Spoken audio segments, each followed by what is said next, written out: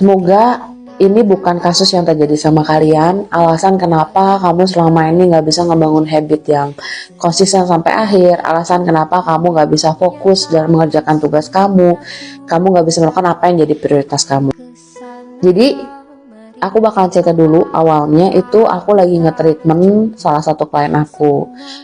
Dia klien lama aku dan dia cerita bahwa dia baru konsultasi sama salah seorang psikiater secara online dan dia terdiagnosa sebagai seorang ADHD dengan spektrum infokus atau apa gitu, bukan infokus ya, pokoknya ada istilahnya. Terus aku bilang, kok kamu bisa kepikiran ya ke sana gitu. Ke sana tuh maksudnya kamu mau ngobrol sama seorang psikiater.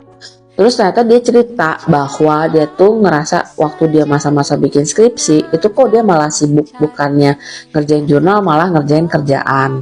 Terus sekarang dia punya kerjaan, dia sibuk ngebantuin teman-temannya padahal dia punya job desk yang belum selesai. Nah singkat cerita dia ngerasa something wrong with her gitu, sesuatu ada yang salah dengan dia dengan masalah fokus dan lalala. Dia udah ke psikolog tapi dia ngerasa belum menemukan solusi yang dia butuh. So dia decide untuk konsultasi dengan psikiater ini. Dan dari situ dia diagnosnya sebagai didiagnosa seperti yang aku bilang ternyata punya ADHD. Nah karena dari cerita dia gue ngerasa kayak kok ada yang mirip gitu. Tapi kan kita sebagai orang yang bukan bekerja di bidang itu, misalnya tidak punya pemahaman di situ, kita janganlah mendiagnosa diri kita sendiri.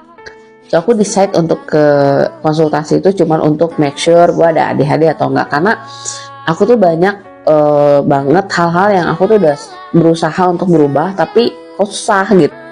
Jadi kemenangan-kemenangan yang aku ceritain di video sebelumnya bukan tanpa perjuangan ya, maksudnya kelihatannya kok gampang banget gitu, enggak. Jadi kalian harus tahu gue tuh benar-benar berubah untuk kayak gue mau jadi rapih itu karena udah ke titik muak dengan diri aku yang selalu kayak harus cari barang susah.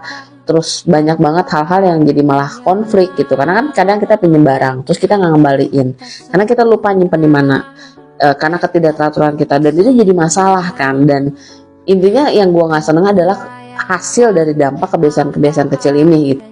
So aku decide untuk ngobrol sama secara online dengan psikiater ini. Singkat cerita dia mendiagnosa saya bukan cuma ADHD doang, tapi ada beberapa hal yang lain dan aku kayak oh my god gitu.